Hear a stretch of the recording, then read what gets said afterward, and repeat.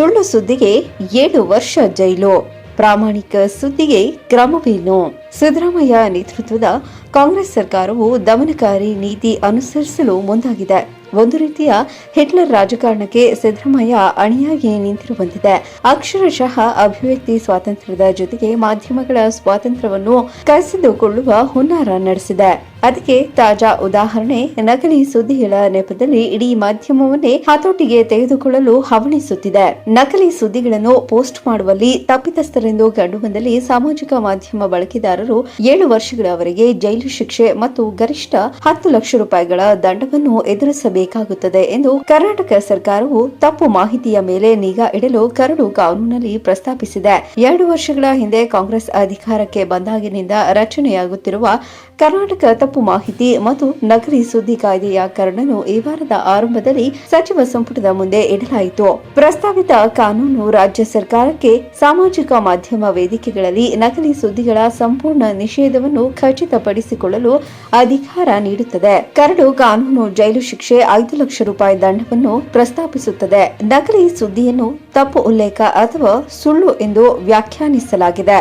Curd ಕಾನೂನು ತಪ್ಪು ಮಾಹಿತಿಯನ್ನ ತಿಳಿದಿದ್ದೋ ಅಥವಾ ಅಜಾಗರೂಕತೆಯಿಂದ ಸತ್ಯದ ಸುಳ್ಳು ಅಥವಾ ತಪ್ಪಾದ ಹೇಳಿಕೆಯನ್ನ ನೀಡುವುದು, ಅದು ಸಂಪೂರ್ಣವಾಗಿ ಅಥವಾ ಭಾಗಶಃ ಅಭಿಪ್ರಾಯಗಳು, ಧಾರ್ಮಿಕ ಅಥವಾ ತಾತ್ವಿಕ ಧರ್ಮೋಪದೇಶಗಳು, ವಿಡಂಬನೆ, ಹಾಸ್ಯ ಮಾಡಿದರೆ ಅವರು ಸರ್ಕಾರದ ದೃಷ್ಟಿಯಲ್ಲಿ ತಪ್ಪಿತಸ್ಥರು. ಕರ್ನಾಟಕದ ಹೊರಗೆ ಅಥವಾ ಒಳಗೆ ಯಾವುದೇ ವ್ಯಕ್ತಿ ಸಾರ್ವಜನಿಕ ಆರೋಗ್ಯ, ಸಾರ್ವಜನಿಕ ಸುರಕ್ಷತೆ, ಸಾರ್ವಜನಿಕ ಶಾಂತಿ ಮತ್ತು ಮುಕ್ತ ಮತ್ತು ನ್ಯಾಯಯುತ ಚುನಾವಣೆಗಳ ನಡವಳಿಕೆಗೆ ಹಾನಿಕರ ತಪ್ಪು ಮಾಹಿತಿಯನ್ನು ರಾಜ್ಯದ ವ್ಯಕ್ತಿಗಳಿಗೆ ಹರಡಿದರೆ 2 ರಿಂದ 5 ವರ್ಷಗಳ ಜೈಲು ಶಿಕ್ಷೆಯನ್ನು ಎದುರಿಸಬೇಕಾಗುತ್ತದೆ. ಕರಡು ಕಾನೂನಿನ ಪ್ರಕಾರ ಕನ್ನಡ ಮತ್ತು ಸಂಸ್ಕೃತಿ ಸಚಿವರ ನೇತೃತ್ವದಲ್ಲಿ 6 ಸದಸ್ಯರ ಸಾಮಾಜಿಕ ಮಾಧ್ಯಮ ನಕಲಿ ಸುದ್ದಿ ನಿಯಂತ್ರಣ ಪ್ರಾಧಿಕಾರವನ್ನು ರಚಿಸಲಾಗುವುದು. ಈ ವಿಶೇಷ ನ್ಯಾಯಾಲಯಗಳು ಪ್ರಕರಣಗಳ ವಿಚಾರಣೆಯ ಸಮಯದಲ್ಲಿ ಮಧ್ಯವರ್ತಿಗಳು ಮತ್ತು ಮಾಧ್ಯಮ ಸಂಸ್ಥೆಗಳಿಗೆ ತಿದ್ದುಪಡಿ ಅಥವಾ ನಿಷ್ಕ್ರಿಯಗೊಳಿಸುವ ನಿರ್ದೇಶನಗಳನ್ನು ನೀಡುವ ಅಧಿಕಾರವನ್ನು ಹೊಂದಿರುತ್ತದೆ. ಉದ್ದೇಶಗಳು ಮತ್ತು ಕಾರಣಗಳ ಹೇಳಿಕೆಯಲ್ಲಿ ಸರ್ಕಾರವು ಅಸ್ತಿತ್ವದಲ್ಲಿದೆ ಎಂದು ವಾದಿಸುತ್ತದೆ. ಮುಂದುವರೆದು ಧರ್ಮದ ಬಗ್ಗೆ ಮಾತನಾಡಿದರೂ ಅವರನ್ನು ಶಿಕ್ಷಿಸುವ ಕುರಿತು ಕಾನೂನು ರೂಪಿಸಲಾಗಿದೆ. ಇದು ಬರೀ ಹಿಂದೂಗಳಿಗೋ ಅಥವಾ ಅನ್ಯ ಕೋಮಿನವರಿಗೂ ಅನ್ವಯ ಎಂಬುದು ಇನ್ನಷ್ಟೇ ತಿಳಿಯಬೇಕಿದೆ. ಅಷ್ಟಕ್ಕೂ ಸರ್ಕಾರ ನಕಲಿ ಸುದ್ದಿ ಎಂದು ಹೇಗೆ ತಾನೇ ನಿರ್ಣಯಿಸಲು ಸಾಧ್ಯ? ಸರ್ಕಾರದ ವಿರುದ್ಧ ಸುದ್ದಿ ಮಾಡಿದರೆ, ಭ್ರಷ್ಟಾಚಾರ ಬಗ್ಗೆ ಸಾರ್ವಜನಿಕರಿಗೆ ತಿಳಿ ಹೇಳಿದರೆ ಅದು ನಕಲಿ ಸುದ್ದಿಯಾಗುತ್ತದೆಯೇ? ತಮ್ಮ ವಿರುದ್ಧ ಯಾರೇ ಯಾವುದೇ ಸುದ್ದಿ ಮಾಡಿದರೂ ತಮ್ಮ ತಪ್ಪನ್ನು ಒಪ್ಪಿಕೊಳ್ಳುವ ಮಹಾತ್ಮರು ಯಾರೂ ಇಲ್ಲ. ಎಲ್ಲರೂ ಇದು ಸುಳ್ಳೆಂದು ವಾದಿಸುವವರೇ ಹೆಚ್ಚು. ಹೇಗಿರುವಾಗ ನಕಲಿ ಸುದ್ದಿಯ ಪತ್ತೆ ಹೇಗೆ ಎಂಬುದೇ ಒಂದು ಸವಾಲು. ಇತ್ತೀಚೆಗೆ ಬೆಳಗಾವಿಯಲ್ಲಿ 500 ರೂಪಾಯಿ ಲಂಚ ಸ್ವೀಕಾರ ಪ್ರಕರಣ ಸುಪ್ರೀಂ ಕೋರ್ಟ್ ಮೆಟ್ಟಿಲೇರಿತು. ಲಂಚಬಾಕ ಗ್ರಾಮಾಧಿಕಾರಿ ನಿವೃತ್ತಿಯಾದ 10 ವರ್ಷಗಳ ಬಳಿಕ ಆತನಿಗೆ ಜೈಲು ಶಿಕ್ಷೆಯಾಗಿದೆ. ಈ ಪ್ರಕರಣವನ್ನೇ ಉದಾಹರಣೆಗೆ ತೆಗೆದುಕೊಳ್ಳುವುದಾದರೆ, ಈತ 500 ರೂಪಾಯಿ ಲಂಚ ತೆಗೆದುಕೊಂಡಿರುವ ಬಗ್ಗೆ ಮಾಡಿದ ಸುದ್ದಿ ನಕಲಿಯೇ ಅಸಲಿಯೇ ನಿರ್ಧಾರ ಹೇಗೆ? ಇನ್ನು ಕರ್ನಾಟಕದಲ್ಲಿ ರಾಜಕಾರಣಿಗಳ ಸರ್ಕಾರದ ಭ್ರಷ್ಟಾಚಾರದ ಬಗ್ಗೆ ಸುದ್ದಿ ಮಾಡಿದರೆ ಅದು ನಕಲಿಯಾಗುತ್ತದೆಯೇ? ಕಾರಣ, ಯಾರೊಬ್ಬರು ತಾವು ಭ್ರಷ್ಟರಲ್ಲ, ಸಾಚ, ಪ್ರಾಮಾಣಿಕರೆಂದೇ ಹೇಳ್ತಾರೆ.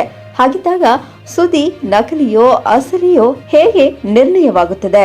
ಇತ್ತೀಚೆಗೆ ಕಾಂಗ್ರೆಸ್ ಪಕ್ಷದ ಶಾಸಕ ಬಿಆರ್ ಪಾಟೀಲ್ ರವರು ವಸತಿ ಇಲಾಖೆಯ ಭ್ರಷ್ಟಾಚಾರ ಬಿಚ್ಚಿಟ್ಟಿದ್ದಾರೆ.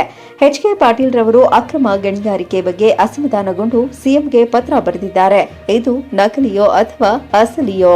ನಕಲಿ ಸುದ್ದಿ ಮಾಡುವವರಿಗೆ ಶಿಕ್ಷೆ ಕೊಡುವ ಸರ್ಕಾರದ ನಿರ್ಧಾರವನ್ನು ಸ್ವಾಗತಿಸೋಣ.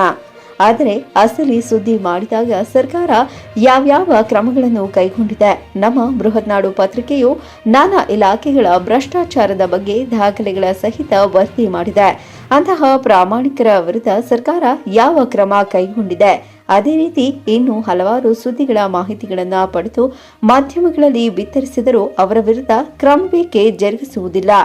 ಇದಕ್ಕೆ ಮಾನದಂಡವೇನು? ತಮ್ಮ ಬುಡಕ್ಕೆ ಬಂದರೆ ಅದು ನಕಲಿ, ಇಲ್ಲವಾದರೆ ಅದು ಅಸಲಿಯೇ? ಸರ್ಕಾರ ಮೊದಲು ಈ ಇಬ್ಬಂದಿತನವನ್ನು ಕೈಬಿಡಬೇಕಿದೆ. ನಕಲಿ ಸುದ್ದಿ ಮಾಡುವವರನ್ನು ಶಿಕ್ಷಿಸುವುದಾದರೆ ಅಸಲಿ ಸುದ್ದಿಯ ಬಗ್ಗೆಯೂ ಕ್ರಮ ಕೈಗೊಳ್ಳುವ ಎದೆಗಾರಿಕೆ ತೋರಬೇಕಾಗಿದೆ. ಇಲ್ಲವಾದರೆ ಸರ್ಕಾರದ ಈ ಕ್ರಮ ತನ್ನ ಹುಳುಕುಗಳನ್ನು ಮುಚ್ಚಿಕೊಳ್ಳುವ ಹುನ್ನಾರವೆಂದೇ ಖಚಿತವಾಗುತ್ತದೆ. ಸರ್ಕಾರವನ್ನು ಪ್ರಶ್ನಿಸಬಾರದೆಂದರೆ ಹಿಟ್ಲರ್ಗೂ ನಮ್ಮ ಮುಖ್ಯಮಂತ್ರಿಗೂ ಏನು ವ್ಯತ್ಯಾಸ? ಇದು ಮಾಧ್ಯಮದ ಸ್ವಾತಂತ್ರ್ಯ ಹಗರಣ ಹಾಗೂ ಅಭಿವ್ಯಕ್ತಿ ಸ್ವಾತಂತ್ರ್ಯವನ್ನು ಕಸಿದುಕೊಂಡಂತೆಯೇ ಸರಿ. ಇದೇನಾ ನೀವು ಸಂವಿಧಾನಕ್ಕೆ ಕೊಡುವ ಗೌರವ? ನಿಜವಾದ ಅರ್ಥದಲ್ಲಿ ಸಂವಿಧಾನವನ್ನು ಅಪಚಾರ ಮಾಡುತ್ತಿರುವವರು ಕಾಂಗ್ರೆಸ್ಸಿಗರೇ ಹೊರತು ಮತ್ಯಾರೂ ಅಲ್ಲ. ಏನಾದರೂ ತಪ್ಪು ತಿದ್ದಿಕೊಳ್ಳಿ, ಇಲ್ಲವಾದರೆ ಭಾರೀ ಪ್ರತಿರೋಧ ಎದುರಿಸುವ ಕಾಲವೇನೂ ದೂರವಿಲ್ಲ. ದೇಶದಲ್ಲಿ ಸುಳ್ಳು ಸುದ್ದಿಗೆ ಸಂವಿಧಾನಬದ್ಧ ಕ್ರಮ ಜರುಗಿಸಲು ಅವಕಾಶ ಇರುತ್ತದೆ. ಈ ಕರಡಿನ ಮೇಲ್ನೋಟಕ್ಕೆ ವಿರೋಧಿಸುವ ಹಾಗೂ ವಿರೋಧ ಪಕ್ಷ ತಡೆಯುವ ಸಲುವಾಗಿ ಜಾರಿ ಮಾಡುವ ಹುನ್ನಾರವೇ ಸರಿ. ವೀಕ್ಷಕರೇ, ಈ ಕಂಟೆಂಟ್ ನಿಮಗೆ ಇಷ್ಟವಾದಲ್ಲಿ ನಮ್ಮ BNN ಚಾನೆಲ್ ಅನ್ನು ಲೈಕ್ ಮಾಡಿ, ಶೇರ್ ಮಾಡಿ, ಸಬ್ಸ್ಕ್ರೈಬ್ ಮಾಡಿ, ಅದನ್ನು ಮರಿಬೇಡಿ.